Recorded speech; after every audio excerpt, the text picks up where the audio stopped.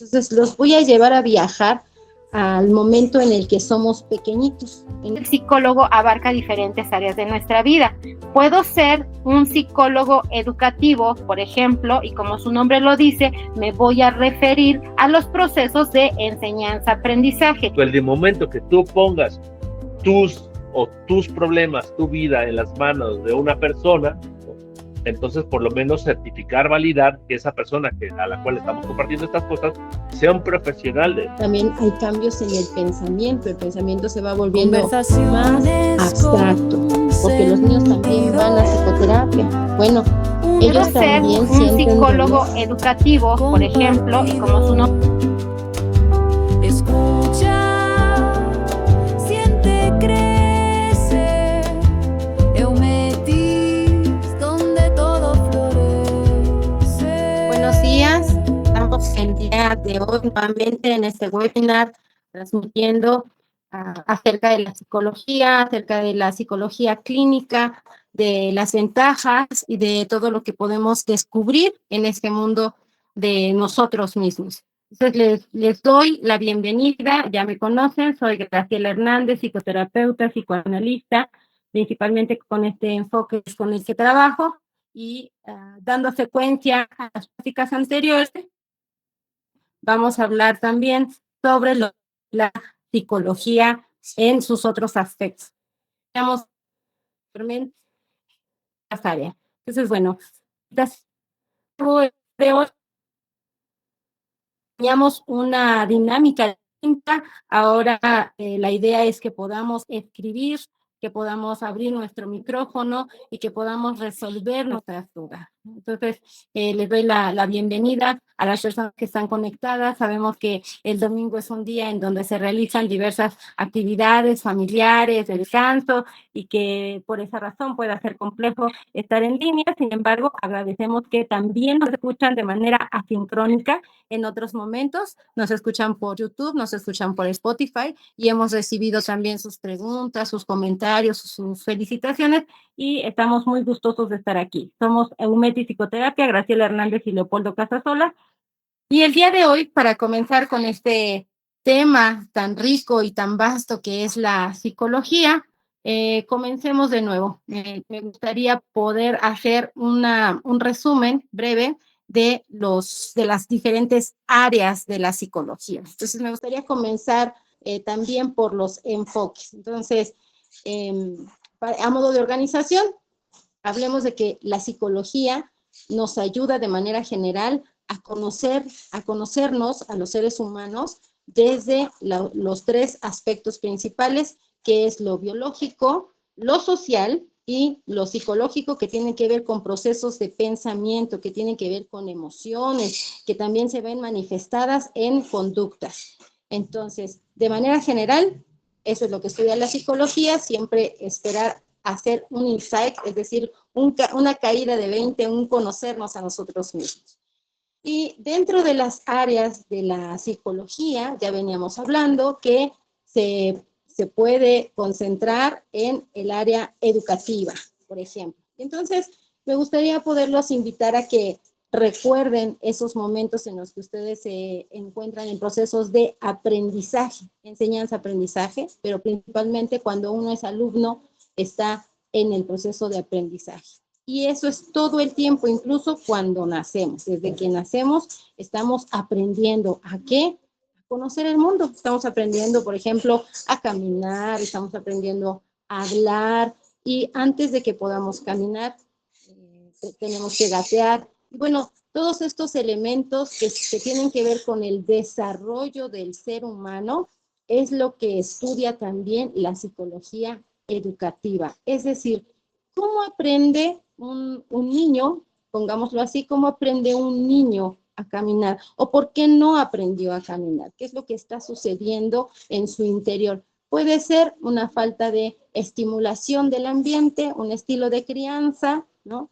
O puede ser un aspecto más biológico, neurológico, que tenga que ver con un desarrollo del cerebro, ¿no? Una estimulación también tendrá que ver con una estimulación del cerebro, porque sabemos que el cerebro es un músculo y como tal se tiene que ejercitar, ¿no? Es importante que realicemos diferentes ejercicios o actividades, que haya una riqueza de estímulos en nuestro alrededor. Entonces, los voy a llevar a viajar al momento en el que somos pequeñitos, en el momento en el que nace un bebé, y ese bebé que sale de un lugar completamente distinto y se inserta en este mundo donde hay otras personas, en donde empieza a sentir hambre, empieza a sentir sueño, sed, a diferencia de cuando estaba dentro del vientre de la madre, pues evidentemente tiene que aprender a conocer el mundo, ya decía. Bien, entonces, este bebé recibe estímulos de la madre, de las personas que tiene alrededor, puede ser el papá, puede ser que no, porque ese también es un contexto que está muy en la actualidad, cuando los padres biológicos, hablemos de los varones, evitan tener esta responsabilidad, y es comprensible, tienen sus razones, ¿no? Puede ser que a ellos mismos les haya pasado esto y estamos hablando de una repetición de historia, ¿no? Entre otros elementos que estudia la psicología clínica, como es las características de la personalidad. Entonces, este niño empieza a recibir estímulos del exterior para que pueda interactuar con los demás, aprenda a hablar, porque el lenguaje hablado nos permite comunicarnos de una manera distinta, porque todo el tiempo comunicamos con gestos, con movimientos, con sonidos, pero también las palabras nos dan otro elemento quizá más preciso, y digo quizá porque a veces decimos un gesto habla más que 1000 palabras, ¿no? Y entonces no necesariamente necesitamos la palabra para expresar algo que deseamos. Y bueno, entonces este niño comienza a insertarse cada vez más en la sociedad, en el ámbito social, e ingresa a la escuela. Ingresa al preescolar. Y allí en el preescolar también se va a relacionar no solo con otros niños, se va a relacionar con otros adultos. Y allí va a comenzar a aprender otras cosas de la vida. ¿Cómo qué? Como leer, escribir, sumar, restar, las formas, los colores, y ese es un primer contexto del aprendizaje. Los estoy llevando en esta historia para que podamos distinguir las diferentes áreas, ya les decía al inicio, de la psicología. Entonces, cuando este niño comienza a manifestar algunas dificultades para poder entender y descifrar los signos, que son las letras, ¿no? Y juntarlos, no solo aprendérselos de memoria, sino además que esto tenga un significado. Juntando las letras, ya le damos un significado a la palabra que previamente fue adquirida por el lenguaje. Entonces, cuando nos damos cuenta que estos chicos tienen ciertas dificultades, el psicólogo educativo lo que hace es explorar precisamente si es un asunto biológico, una cuestión física incluso que tenga que ver con alguna parte, por ejemplo, del sistema donde hablamos, ¿no? Si tiene algún problema, por ejemplo, para pronunciar palabras, ¿no? Y que de esa manera no pueda identificar el signo que es la letra. Fonoarticulador, esa es la palabra que yo les quería decir. Que tiene que ver con, precisamente, si no tiene un problema de oído, si no tiene un problema en la lengua, en el frenillo, si no tiene labio leporino, si los dientes están acomodados adecuadamente, porque tiene la relación entre la letra y el sonido que se está emitiendo y el significado. Entonces, vemos además si no recibió algún golpe en la cabeza que fuera importante, si no tuvo temperaturas que le llevaran a más de 40 grados, que tuviera que ver con un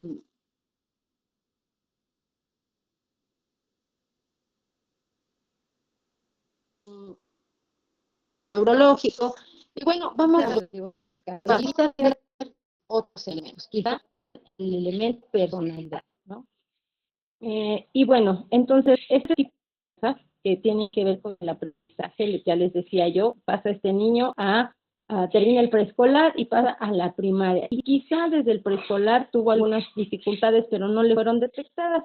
Va a llegar a la primaria y cuando esté ahí se van a manifestar también en conductas, problemas de aprendizaje también en conductas, porque estos chicos que suelen ser rebeldes, ¿no? O que no quieren ir a la escuela, bueno, lo que nos están diciendo es que hay algo en esa área, en la escuela, hay algo en el aprendizaje, que les está trayendo una dificultad, y la manera de manifestarlo es decir, no quiero ir a la escuela. No quiero ir a la escuela porque no estoy entendiendo lo que dice la maestra, no quiero ir a la escuela porque mis compañeros se burlan de mí, ¿no? Porque no sé escribir, o porque leo muy lento, o porque no he podido aprender a hacer las multiplicaciones, no me puedo aprender de memoria las multiplicaciones. Entonces, también la psicología educativa va a evaluar procesos como la memoria, la atención y la percepción, y además, ya descartando otros elementos físicos, también va a identificar si ese chico o chica necesita lentes, ¿no? Como los que yo traigo. Entonces, porque a veces el no alcanzar a mirar hasta el pizarrón, pues no le va a permitir copiar adecuadamente, ¿no? Las letras o lo que la maestra esté pidiendo que haga, maestra o maestro esté pidiendo que el chico realice. Además, si se presentan problemas en su familia, si es un chico que está viviendo en un medio hostil, que tiene violencia, que vive en hacinamiento, que a lo mejor tiene un grado de desnutrición que no se ha notado, pero eso nos va a evaluar el psicólogo educativo para determinar qué es lo que ese chico o chica está manifestando, qué es lo que tiene que hacer en su trabajo. Todos los psicólogos trabajamos de manera integral. Si ese chico está teniendo problemas familiares, le van a sugerir que vaya a una terapia, a una psicoterapia, a una terapia del área clínica. Si este chico claramente está teniendo problemas de alimentación, entonces tendrá que ir al médico para revisar su estado de salud. Si este chico no está durmiendo bien, hay que revisar si tiene problemas familiares o contextuales, ¿no? Que el lugar en donde viva, no precisamente dentro de su casa, sino que el ambiente, la calle, la colonia donde vive puede ser muy hostil, ¿no? Haya algunos elementos como delincuencia, como adicciones, que pueda también traerle un contexto negativo a este chico, ¿no? Y estoy hablando de un niño que va a la primaria, pero avancemos en el desarrollo humano, ¿no? Un niño que ya va en la secundaria, en donde empieza a haber un cambio hormonal, y no solo hormonal, también hay cambios en el pensamiento se va volviendo más abstracto, es decir, puedo comprender situaciones con más dificultad y solucionar problemas, estoy aprendiendo a solucionar problemas. Y muchas veces, si ya venimos de un contexto que les acabo de contar, donde la falta de estímulos no me permite tener pensamientos, me lleva al razonamiento más adecuado. No hay un razonamiento perfecto, pero sí uno adecuado, uno que se ajuste a cada uno de nosotros, que nos permita solucionar problemas y que nos sintamos bien con esa decisión, porque tampoco podemos decir que fue una buena o una mala decisión. Coloquialmente, así lo entendemos, como una buena o una mala decisión. En realidad solo es una decisión que me va a llevar hacia un camino que me va a agradar, unas consecuencias que yo voy a considerar positivas o unas consecuencias que yo voy a considerar negativas. Entonces, en esta etapa de la adolescencia, que se sabe comúnmente, coloquialmente, que es una etapa compleja, es porque vienen muchos cambios físicos, ¿no? Ya a los chicos les van saliendo bigote, barba, ¿no? El cuerpo se estira, entonces en darse cuenta que la ropa ya no me queda, en que la voz se me escucha rara, bueno, hay cambios físicos, hay cambios hormonales que tienen a este chico vuelto una cosa espantosa, ¿no? Porque no sabe hacia dónde se va a ir, no sabe lo que va a hacer, la toma de decisiones se vuelve compleja. Entonces, un psicólogo educativo puede identificarlo dentro del contexto escolar.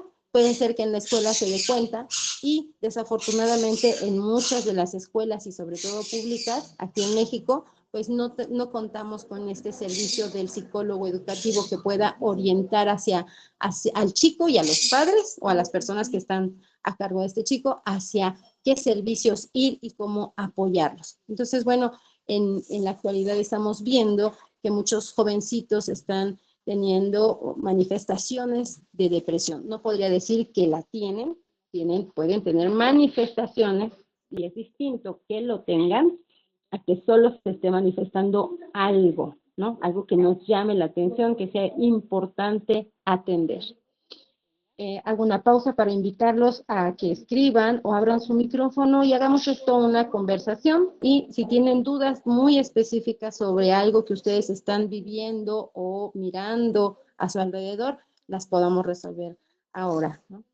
Y bueno, continúo comentando sobre este desarrollo de este chico. Entonces, si el psicólogo educativo ya identificó que tiene algunas situaciones difíciles, entonces va a orientar hacia ir, por ejemplo, incluso a una regularización, así la conocemos, pero tiene que ver con una pedagogía, con una enseñanza muy específica de un conocimiento muy específico. O que se vaya al médico, ya les decía, o si están viendo cambios conductuales sumamente excesivos, como un manejo de emociones hacia los extremos, ¿no? Muy feliz o muy triste, siempre llorando, siempre poniéndose en contra de la autoridad. Bueno, ahí tendríamos quizá que evaluar si es importante que acuda a un psiquiatra. No todos tienen que asistir, pero es importante evaluar si valdría la pena, ¿no? Ya hablábamos en otras pláticas anteriormente que un psiquiatra es un médico que tiene una especialidad en relación a procesos del pensamiento, pero neurológicos. Entonces, el médico psiquiatra va a medicar. Un psiquiatra quiere decir que es un psiquiatra de niños. Entonces, es una evaluación diferente, es un contexto distinto trabajar con niños y con adultos por la madurez que tiene el cuerpo y por los procesos químicos que se llevan dentro de sí mismos. Entonces, sí, ya pasó la secundaria este joven, y vamos ahora al siguiente nivel. Pensemos que terminó bastante bien la secundaria, con ligeras dificultades en su aprendizaje, pero lo pudo resolver. Entonces va a llegar a la preparatoria. Bueno, me he encontrado casos en donde ya en nivel preparatoria se están dando cuenta de pequeñas cositas como lo que a veces se autodiagnostican, ¿no? Porque hay que ser sincero también, a veces hacen un autodiagnóstico los chicos o los maestros sobre dificultades importantes como la dislexia. Entonces, simplemente porque está invirtiendo las letras ya le llaman dislexia, y quizás sea otra cosa, ¿no? Quizás sea otra situación lo que está teniendo esta persona. Pero bueno, pensemos que llegó al nivel preparatoria y ya hubo un maestro que dijo, algo está pasando con este chico. A ver, ¿por qué hasta este momento nos estamos dando cuenta? Y en ese momento también se orienta, y ahí sí en las preparatorias, en algunas, ¿no? O en la mayoría, hay un psicólogo orientador vocacional que tiene que ver con hacia dónde voy a dirigir mi vida, ¿no? Vocacional, qué me gusta hacer, para qué nací, ¿no? Entonces, que podamos identificarlo. Eso también hace un psicólogo educativo. Y bueno, el curso de la vida de este joven continúa, y ya vimos cómo se van interactuando las diferentes áreas de la psicología. Puede ser que ya lo hayan mandado a psicoterapia y entonces está el área clínica. ¿A qué se refiere la psicología laboral, por ejemplo, ¿no? Este chico se va a insertar ya en el mundo laboral con nivel secundaria o preparatoria, sea trunca o terminada, pero va a tener, por la edad, va a tener quizá la necesidad, y esperemos que no sea necesidad, sino más bien un placer de introducirse en la vida laboral. Y allá en los trabajos donde ustedes quizá han pisado, ¿no? Empresas o grupos de trabajo donde hay muchísimos empleados, regularmente también hay un psicólogo organizacional. La mayor parte de los psicólogos organizacionales los conocemos como los RH, que es recursos humanos, y son diferentes áreas las que manejan los recursos humanos. Primero, lo que también ya habíamos mencionado en otra plática, es el que pueda ser evaluado un sujeto para aplicar en un puesto de una vacante. Digamos que yo quiero ser vendedora de ropa y entonces acudo a la empresa que vende ropa y un psicólogo organizacional me recibe, me hace una entrevista, paso un proceso de selección, porque ustedes saben perfectamente que para tener un puesto, para cubrir un puesto, también hay que cubrir ciertas características. Entonces, imagínense que son ventas y yo soy una persona sumamente desesperada y ya quiero que compre sí o sí, y entonces, pues no voy a tratar bien al cliente, ¿no? A veces hay clientes que solemos ser complicados, ¿no? O delicados en la petición de los productos y los vendedores tendrán que manejar cierto grado de paciencia, también de vocabulario, de lenguaje, para poder invitar a que se realice la compra. Entonces, yo voy a tener ciertas características que tienen que ver con mi personalidad, si soy muy introvertido, si soy extrovertido, si podemos entender la personalidad desde este lado más generalizado, ¿no? Que podemos conocerlo. Eres muy callado y a lo mejor no me gusta interactuar mucho con la gente, pues bueno, no voy a aplicar para una vacante de ventas, por ejemplo, ¿no? O de atención al público. O si mis emociones son demasiado exaltadas, pues también no voy a tener a lo mejor las características idóneas para cubrir ese puesto, pero a lo mejor sí puedo estar supervisando un área, ¿no? O haciendo cualquier otra actividad. Hay muchísimas actividades en este mundo porque todos necesitamos de todos y hasta aquello que socialmente se ha discriminado, hay actividades, puestos de trabajo que son muy discriminados, y voy a mencionarlo, o lo voy a decir con todas sus palabras, como cuando uno trabaja de intendencia, ¿no? Y es tan importante la limpieza en nuestra vida y muchas veces la gente trata mal a estas personas o creemos, o les pagan mal, ¿no? O creemos que pues simplemente es el que hace la limpieza. Pues no, la limpieza no es cualquier cosa, ¿no? Si ustedes han tenido oportunidad de contratar a una persona que les ayude a la limpieza de su casa, pues se darán cuenta que ustedes van a pedir que se haga pues lo mejor posible. Entonces, no cualquier persona tendrá la habilidad de realizar limpieza, porque además hay procesos y además hay elementos químicos que manejar. Entonces, vean cómo hasta para ese puesto se tiene que tener características muy especiales, ¿no? Otros puestos como de dirección, ¿no? Ser jefe de, supervisor de, presidente de, también para eso se necesitan ciertas características. Entonces, tendrá que ver con nuestras habilidades, lo que nos guste hacer y nuestra personalidad. Eso decíamos que lo evalúa un psicólogo organizacional. Y ya que estamos dentro de la empresa, lo que también verifica un psicólogo organizacional es el ambiente laboral, que los empleados se lleven bien unos con otros, porque en todos los trabajos lo hacemos en equipo.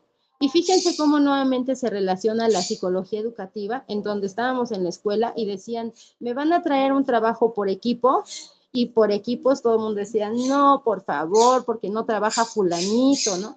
Bueno, el trabajo en equipo también se va a ver reflejado en nuestra familia, si tenemos hermanos, ¿no? Pero simplemente si tenemos papás, hay un trabajo en equipo con las personas con las que vivimos. Pero en el trabajo también trabajamos en equipo. Si alguna área de esa empresa o de ese lugar donde trabajo no realiza las actividades que le tocan, va a impactar en otra área de trabajo. Entonces, si hay esa falta de un área de trabajo, el impacto a veces es en sobrecarga de trabajo. Incluso lo que también se conoce como mobbing, que es un tipo de bullying, pero dentro del trabajo, ¿no? Sobre alguna persona o un grupo en específico de personas, el psicólogo organizacional tiene que estar presto y muy atento para poder identificar estas situaciones que están ocurriendo y trabajar. ¿Con qué? Con conferencias, con pláticas, con dinámicas. Tiene que permitir que el trabajo fluya adecuadamente para que la empresa en sí o el lugar de trabajo funcione adecuadamente. Entonces, eso es lo que hace el psicólogo organizacional, identifica algunas cosas que conocemos como el estrés laboral o burnout, ¿no? En su término en inglés, pero tiene que ver con una carga de trabajo excesiva. Y lo hemos vivido, ¿no? ¿Quién de ustedes no ha vivido cargas de trabajo o que tengan a un jefe supervisor que esté encima de ustedes y lo quiero para ayer, ¿no?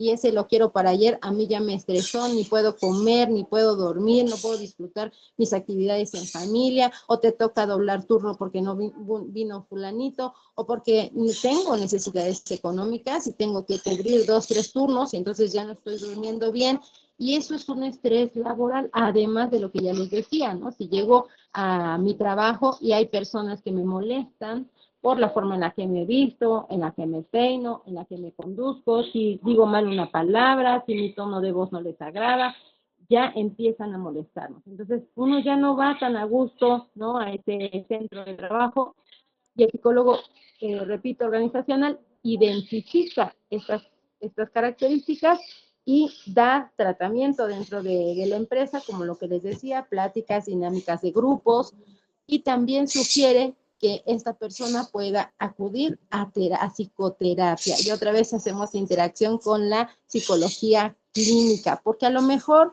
no son todos los problemas del trabajo. ¿Cuántas veces no nos han dicho no relaciones o no te lleves los problemas de tu casa al trabajo y viceversa, no te lleves los problemas del trabajo a tu casa? Porque a veces pasamos demasiado tiempo en el trabajo, más que en nuestras casas, más que en nuestras familias, y nos hicieron enojar allá y regresamos y nos desquitamos con las personas con las que vivimos desafortunada y tristemente. Entonces, poder hacer esa separación, entender hasta dónde sí son las cosas de mi casa y las personales o las de trabajo. Otro elemento que no se permite en muchos de los empleos es tener relaciones personales o íntimas entre empleados o entre los diferentes niveles de la organización. Porque justamente se siguen mezclando elementos personales, ¿no? Porque ahí va, me enamoré de mi compañera de trabajo y ahora ya no la puedo ver porque va todos los días y entonces ya no somos pareja y resulta que ahora nos tenemos que mirar porque estamos en el mismo trabajo o con el jefe, ¿no? O incluso hasta perder el empleo. Por eso se sugiere que estas dos áreas de la vida no se mezclen en lo posible, ¿no? No todos los casos son así, por supuesto, pero siempre tener ese cuidado y esa atención. Entonces el psicólogo organizacional hace todo este trabajo que les acabo de platicar en las empresas o en los centros de trabajo, sean públicos o sean privados. Tenemos otra área que es el área de la psicología forense. ¿Y a qué se dedica eso de forense? Se escucha como una cosa muy, muy riesgosa y muy impactante. Bueno, este psicólogo forense se va a dedicar a diferentes cosas. Primero, estará relacionado con el área legal, ¿no? Lo conocemos como el derecho. Entonces, estará relacionado con el área legal y tendrá que ver en la mayor parte de los procesos que se llevan a cabo. Podrá trabajar como un perito. ¿Y qué es esto? ¿Qué es un perito? Pues alguien que tiene la pericia, la habilidad de identificar las cosas que están sucediendo por detrás de lo que nosotros decimos que sucede o que es, ¿no? Voy a poner un ejemplo muy sencillo. Hablemos de la separación de los amantes, ¿no? Hablemos de la separación de unos esposos que tuvieron hijos y que en algún momento ya no quieren vivir juntos, pero ahora están enojados entre ellos, están enojados consigo mismos y no quieren permitir algunas cosas, como que ceder bienes, ¿no? Si hubo bienes que se gestaron dentro de la relación, pues alguno de los dos o los dos no van a querer soltarlo. Los hijos, ¿no? Se conoce regularmente que cualquiera de los dos, sea mamá o papá, porque los dos pueden dar la pensión alimenticia, entonces cualquiera de los dos que no lo quiera hacer porque diga que no tiene dinero, que no sé, que está enfermo, cualquier pretexto que pueda poner, sea real o no, el perito, el psicólogo forense va a evaluarlos, no solo en si están diciendo la verdad o no, también en su personalidad. Perdón, entonces, este es un ejemplo muy sencillo, ¿no? A veces en estas divergencias, en estas controversias que tienen los padres sobre la convivencia de los hijos, bueno, se ayudan de otras herramientas como los centros de convivencia, ¿no? En donde también hay psicólogos forenses que están mirando cómo se lleva a cabo la convivencia padre, madre, hijo, ¿no? O sea, es decir, solo un conviviente. Entonces, el psicólogo forense se especializa para poder entender también los procesos legales, además de hacer una evaluación psicológica, procesos de pensamiento, estilos de personalidad, estilos de crianza, porque en este ejemplo a veces los padres dicen, no, yo lo voy a cuidar mejor que tú, y empieza a haber otra vez controversia, ¿no? E incluso pleitos. Entonces,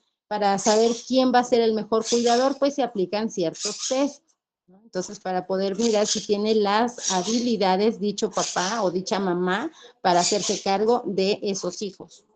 Y bueno, de manera muy general, eso sucede. Si ustedes han escuchado que va un perito en psicología para evaluar si hubo abuso sexual o violación, sobre todo en menores de edad, pues bueno, ahí está la psicología forense, entrevistando, haciendo pruebas psicológicas y dando un dictamen, ¿no? Determinando que la situación se desarrolló en cierto contexto.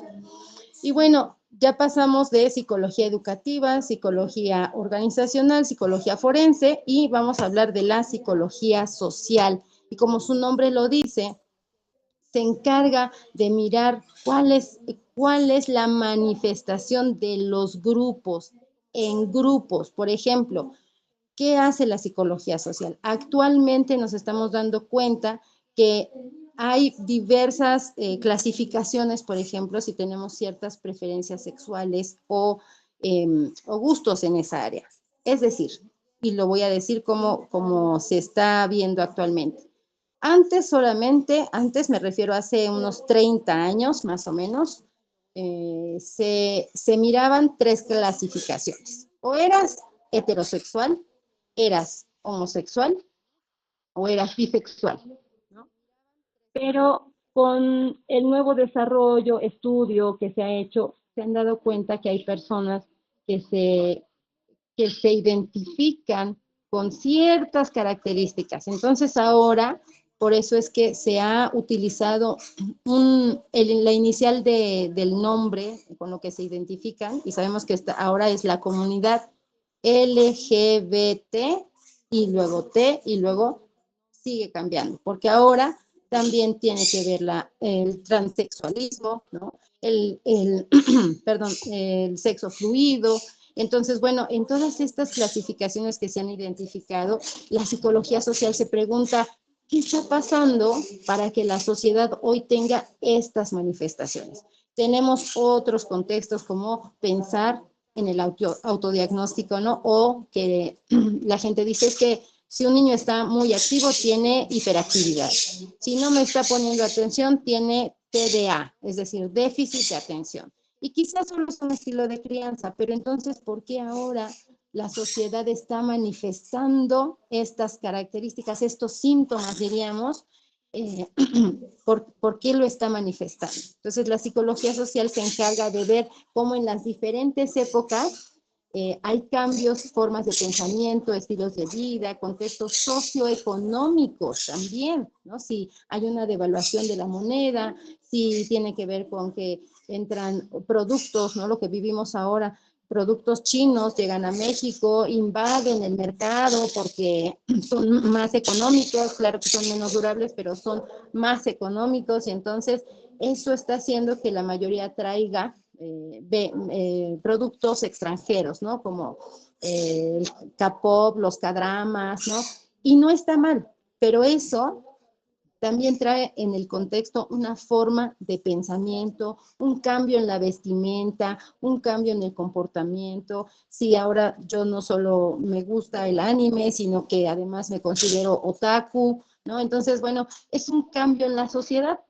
y tiene una permeabilidad en los estilos de crianza y, por supuesto, en la estructura de la personalidad, y se vuelve a mezclar la psicología clínica. Y me parece que ya están identificando por qué me incliné más hacia la psicología clínica, la psicoterapia, porque sí o sí, casi siempre nos van a mandar a revisar esa parte muy íntima y muy personal que trabaja la psicología clínica. Entonces, hasta aquí, ¿no? También si algún producto se vende más que otro, tiene que ver con psicología social, cómo respondemos ante los colores, ante los sonidos, lo que conocemos como mensajes subliminales, ¿no? Esos mensajes que están por debajo del agua y que nos invitan a tener una conducta en específico, de por qué ahora no podemos vivir sin celular, o no podemos vivir sin Facebook, sin Instagram, sin TikTok, sin... no sé, con todas estas plataformas, ¿no? Entonces, ¿por qué hoy los chicos no pueden, ¿no? Hacer sus búsquedas en libros y lo realizan en internet, en el chat GPT y, bueno, toda esta tecnología. Me parece que está muy bien utilizar la tecnología, que exista, porque facilita nuestras vidas, porque nos las hace más amigables. Sin embargo, irse hasta el extremo y recargarse ahora solamente puedo utilizar tecnología y ya no voy a abrir un libro, es irse hasta el extremo. O decir, no voy a utilizar tecnología, pero voy a buscar solo en libros o voy a escribir a mano, es irse hasta el otro extremo, ¿no? Ustedes disculpen los sonidos del ambiente que tengo el día domingo, pero bueno, sigamos. Entonces, la psicología social va a dedicarse a preguntarse, a resolverse las dudas de estas preguntas, porque hoy la sociedad, los jóvenes están manifestando ciertas enfermedades, ciertas conductas tan específicas, porque hacia dónde nos estamos dirigiendo como sociedad, ¿no? Incluso así lo decimos de manera coloquial. Y bueno, ya recorrimos, decíamos, psicología educativa, psicología organizacional, psicología forense, la psicología social, y claro que hay otras áreas como la del deporte, ¿no? Y pueden derivarse otras áreas también. Y me voy a detener en la psicología clínica, que es la que yo les decía, es donde se permean también las otras áreas. Y aquí les quiero contar varios casos de éxito, por así decirlo, y no es que yo hable de alguien en específico, eso ocurre en muchas personas, ¿no? Pero lo que les quiero poner en contexto es los cambios que las personas tenemos cuando acudimos a psicoterapia y nos decidimos hacer un trabajo personal doloroso, porque sí duele darse cuenta de las cosas que nosotros estamos haciendo. Entonces, lo voy a poner en el contexto, digamos, desde mi persona para que sea más comprensible. Entonces, imagínense que yo, Graciela, voy a psicoterapia, ¿no? Porque creo que tengo una situación compleja. No sé, voy a poner cualquier ejemplo. No puedo dormir. Ya me di cuenta que no puedo dormir. No es que me duerma tarde, no tiene que ver con mis ciclos de sueño, no me duermo tarde, tengo mi rutina para irme a dormir, me despierto a cierta hora, pero llega el momento de la noche y no puedo dormir. Me doy de vueltas en la cama y ya cené, no tengo hambre, no tengo sed, no me estoy muriendo de calor, o sea, descarto muchos elementos. No tengo problemas en mi trabajo, y entonces digo, pero ¿por qué no puedo dormir si estoy siendo feliz? ¿No? No tengo nada a mi alrededor, no estoy insatisfecha, estoy satisfecha con lo que tengo alrededor, con mi familia, con mis amigos, ¿no? Con todas las personas que me rodean y con las que yo convivo. ¿Y qué es lo que está pasando? Entonces voy al psicólogo, con el psicoterapeuta, con el psicólogo clínico y le digo, ya revisé, pero no tengo ningún elemento con el que yo crea que está contribuyendo con no dormir, no puedo dormir. Resulta que llega la noche y algo me sucede y ya no puedo dormir.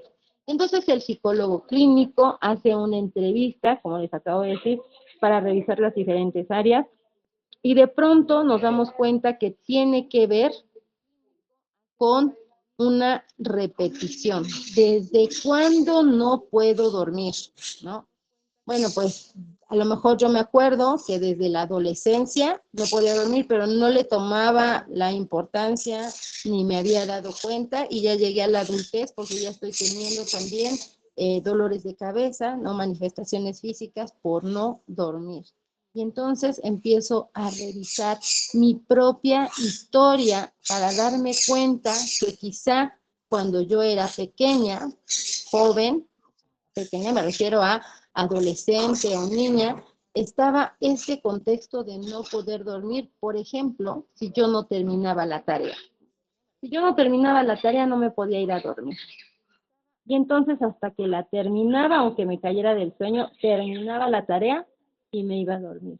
¿Qué creen? De pronto identifiqué que eso lo sigo haciendo en otras áreas de mi vida. Hasta que no termine de hacer la limpieza, no me voy a dormir. Hasta que no termine de hacer el escrito que tengo que hacer para mi trabajo, no me voy a dormir. Y entonces no me doy cuenta, lo traigo ahí sin darme cuenta, y simplemente lo que sale a flote es no puedo dormir. Y entonces, cuando ya comenzamos a ir a la psicoterapia, identificamos estas cosas que son como unos nudos que se van amarrando en nuestra vida y que nos van haciendo, nos van tejiendo una red que nos atrapa, pero es una red invisible que nos atrapa. Y cuando los identificamos, podemos decidir si queremos deshacer ese nudo, y que va a costar trabajo, ¿no? Porque regresando al ejemplo en donde no te vas a dormir hasta que acabes de hacer tu tarea, yo me doy cuenta quizás que fue mi mamá la que me decía eso, no te puedes ir a dormir, y a lo mejor no me lo decía bonito. Qué bueno si para algunos chicos les dicen muy bonito, termina tu tarea, mi vida, aquí te espero y nos vamos a dormir, y yo estoy ahí apoyándote, pero muchas veces va acompañado de desesperación de los padres, de gritos, ya decíamos también en otras pláticas, de nalgadas, ¿no? O de otro tipo de golpes, o de palabras que puedan lastimar el corazón de las personas. Entonces, es doloroso recordarlo, es doloroso darse cuenta de que esa situación se estaba viviendo, y puede sobrevenir un enojo con el otro y un reclamo con el otro de por qué no me cuidaste, no me diste amor, pero después nos damos cuenta de que ya somos adultos y tenemos una responsabilidad sobre nosotros mismos, y que podemos ahora decidir si nosotros nos decimos esas palabras o seguimos llevando a cabo esta misma dinámica que aprendimos a hacer, que se volvió un hábito. Y ustedes seguramente me preguntarán qué pasa con los niños, porque los niños también van a psicoterapia. Bueno, ellos también sienten dolor al poder expresarlo.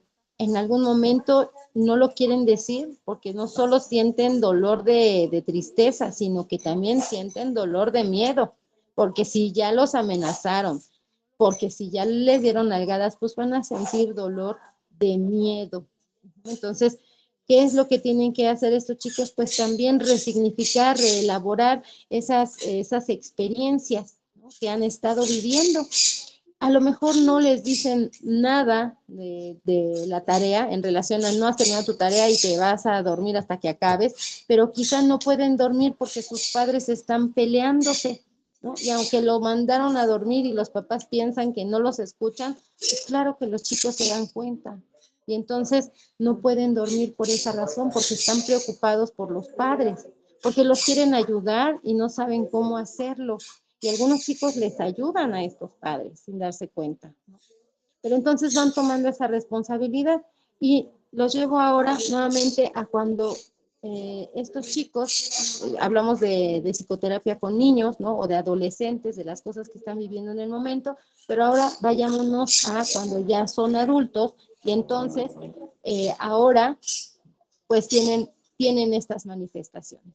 Es un dolor darse cuenta, pero también es un dolor hacerse a un nuevo hábito y decir, ahora, en el presente, las cosas son distintas y a partir de este momento se van a hacer diferentes.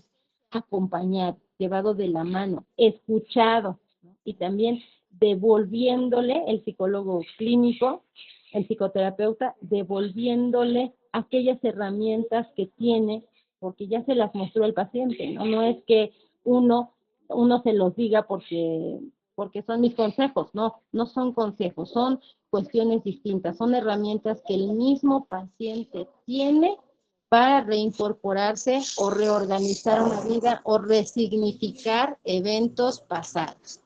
Y bueno, hasta aquí llego con esta exposición de las diferentes áreas de la psicología y también para concluir, les decía al inicio, sobre los diferentes enfoques. Hablamos en una plática sobre el cognitivo-conductual, que es muy conocido, que tiene que ver con cambio de pensamientos para cambiar las actitudes principalmente.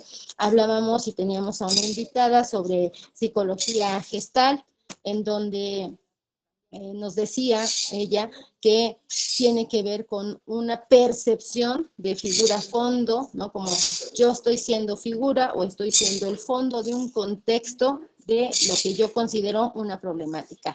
Y también hay otras áreas como el psicoanálisis que también se tiene como mal interpretado, en donde también nos damos cuenta sobre lo que se va hacia nuestro inconsciente y que hacemos voy a sonar como muy chavo del 8, ¿no? Como muy sin querer queriendo.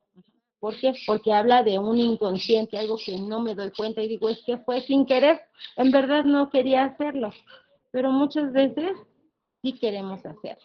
Y entonces tenemos elementos que aquí en psicoanálisis llamamos como actos fallidos, ¿no? O acting out, o sea, actúo, ¿no? Digamos que voy a poner otro ejemplo desde mi persona para que no haya controversia, ¿no? Pensemos que yo regañé a mis hijos y entonces ahora voy caminando por la calle y me golpeo con una ventana, ¿no? O me caigo, me tropiezo. Bueno, seguramente me estoy autocastigando por lo que hice, ¿no? Entonces ese es un acting. A veces cambiamos las palabras, decimos una palabra por otra, porque en realidad nuestro inconsciente nos está haciendo pensar, ¿no? en aquella palabra o aquel contexto. Y hay otros elementos como se me olvidaron las cosas, ¿no? No sé por qué, pero se me olvidaron y no tengo un problema neurológico. Entonces tiene que ver con algo que yo estoy reprimiendo. Y bueno, de manera muy general, así trabaja el psicoanálisis. Y el otro enfoque es el sistémico, en donde dice que todos los seres humanos somos parte de un sistema. Y nuestro primer sistema es la familia. Allí nos insertamos en la familia.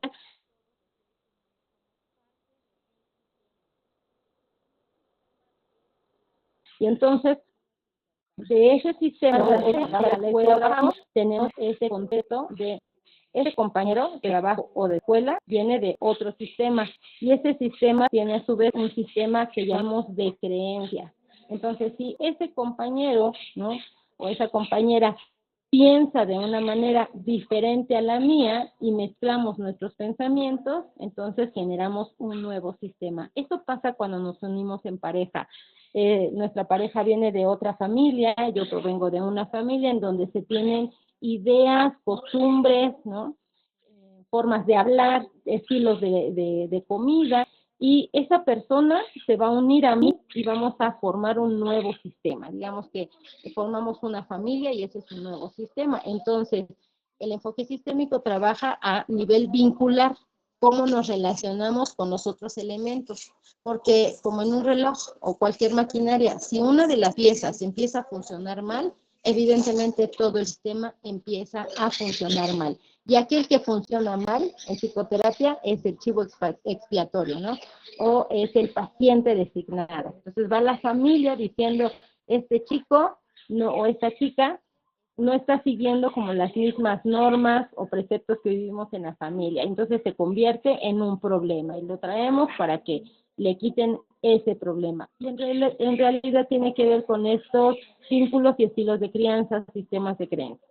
Espero haber sido muy clara en este viaje por las diferentes áreas de la psicología y de los enfoques. Ahora, si tienen preguntas, si quieren abrir el micrófono y participar, si quieren hacer un comentario, tenemos algunos minutos para hacerlo. Adelante.